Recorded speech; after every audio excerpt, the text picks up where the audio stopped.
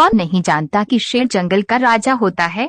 एक दिन यह राजा पानी पीने के बाद नदी की चिपचिपी मिट्टी में फंस गया। उसने बहुत कोशिश की, वह खुद को बाहर नहीं निकाल सका। उसकी तेज धार अनसुनी हो गई और वह कई दिनों तक उसी स्थिति में पड़ा रहा। एक दोपहर के समय एक सियार उसी नदी का पानी पीने के लिए आया।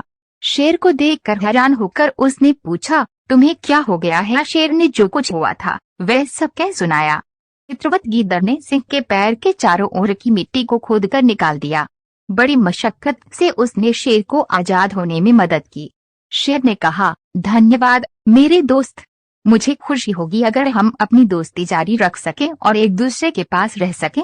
जब भी मुझे चोट लगेगी मैं तुम्हारे लिए खाना लाऊंगा। अतः शेर और सियार एक दूसरे के निकट रहने लगे। वे एक साथ शिकार करने भी गए और भोजन भी साझा किया। जैसे जैसे दोनों को पत्नियां और बच्चे मिले, उनके परिवार धीरे धीरे बढ़ते गए। शेर और सियार को कम ही पता था कि वे एक सदमे में हैं, क्योंकि उनके परिवारों में वह गर्मजोशी और मित्रता नहीं थी जो उन्होंने की थी। एक दिन शेरनी ने अपने शावकों से गिद्धड़ों के बच्चे के साथ न खेलने को कहा। शावकों ने चुपके से इसकी सूचना गिद्धड़ों के बच्चे को दी, जिन्होंने यह बात अपनी माँ को बताई।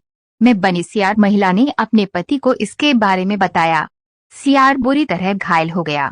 उसने सीधे शेर से मामला सुलझाने की सोची।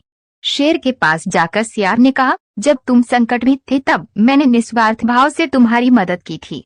जैसा कि आपने मुझसे कहा था, मैं आपके करीब रहने के लिए वापस आ गया। अब जब तुम्हारा परिवार है तो तुम मुझे अपने पास नहीं रखना चाहते।